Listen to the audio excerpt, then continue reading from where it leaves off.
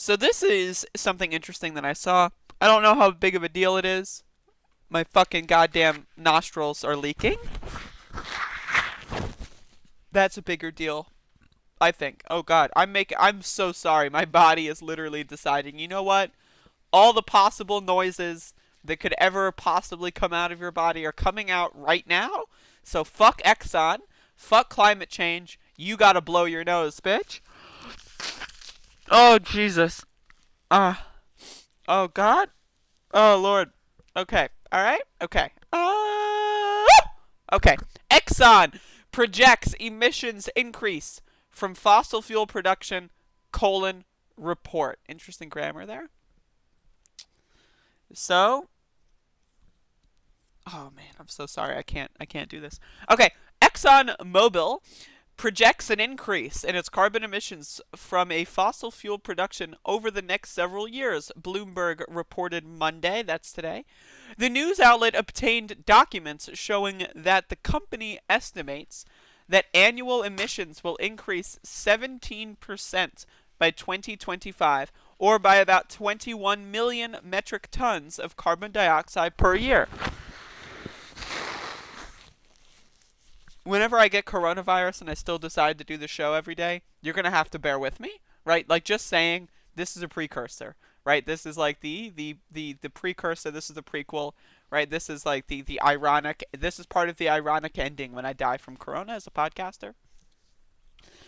The assessment includes what are called direct emissions, or emissions caused by the company's direct activities like drilling for oil, and does not include emissions from customers' burning of the fuels.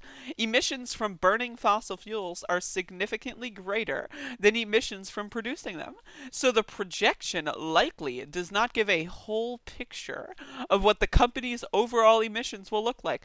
Bloomberg estimated that that incorporating this type of emission would result in an even greater increase resulting from Exxon's growth strategy. Exxon's spokesperson Casey Norton told The Hill that the Bloomberg story was wrong and doesn't account for the actions that the company will take to reduce its emissions. They're going to plant a few trees, folks. Come on, man. It's like that episode of King of the Hill, right?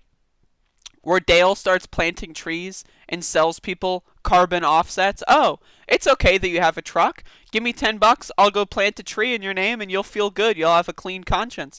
And then Dale just doesn't plant the trees and then the world burns, right? But that's not important right now. That's okay. The emissions projection you cite is an early assessment that does not include additional mitigation and abatement measures that would have been considered as the next step in the process, Norton stated in an email.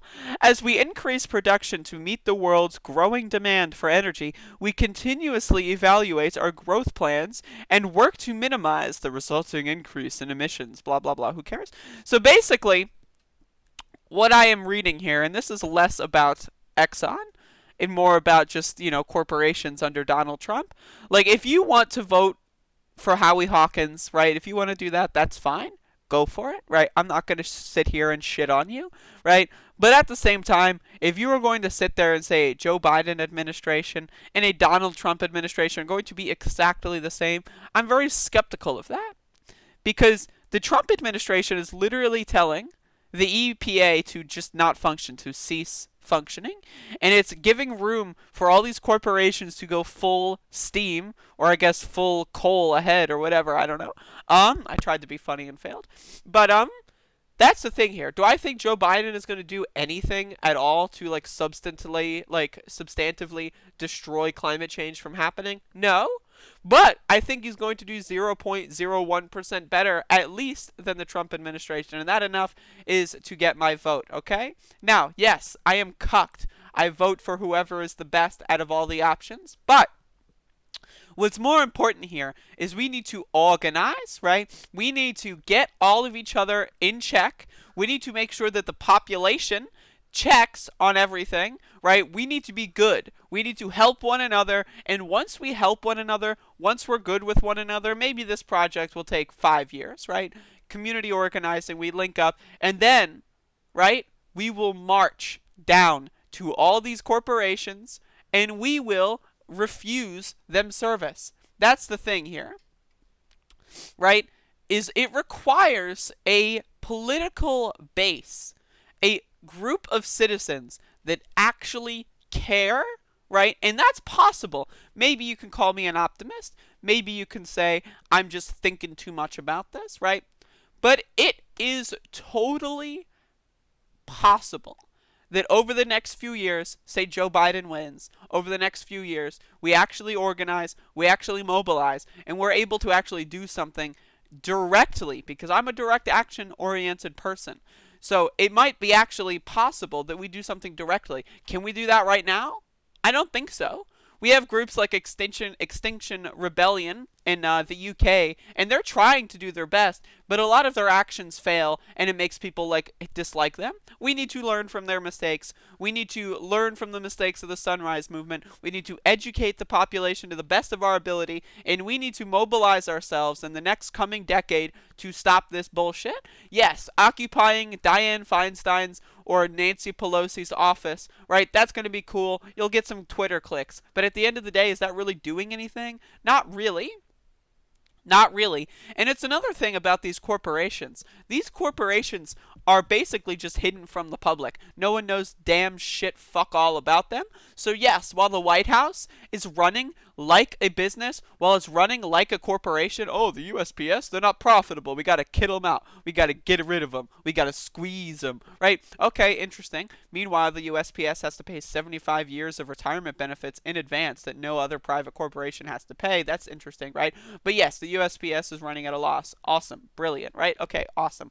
But these private companies like Exxon, especially oil and gas companies, also like with telecommunications companies, these companies basically are gigantic, multi-international fucking like conglomerates. These are shadow governments, right? That you have these people speaking on, these people acting on, right? And they're just not being held accountable. There is no process of accountability for them. All of their top secrets remain top secrets. And yes, this story that I covered here is apparently from a leaked document. Now, if one document gets leaked, and who knows if it was leaked on purpose, God bless, right? Like anything is possible here, right? But if this just one document that says, yeah, they're planning on going full steam ahead here, right, that gets leaked, what else do you think they've got planned? And this is why we need to have, like, I get it, people are anti-capitalist, people direct their anger at the government and stuff, that's fine, but we really need to direct our anger at corporations as well. We need to start boycotting things. And I get it, one person boycotting something, that does nothing.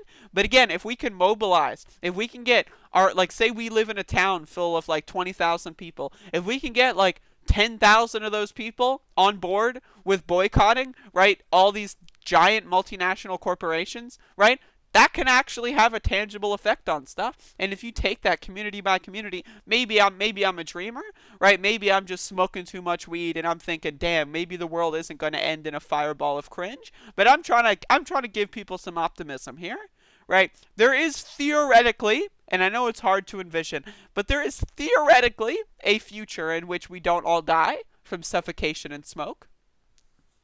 And I personally would like to try to get there, but that's just me. I don't know. That's just me. What do you think? I don't know. That's just me.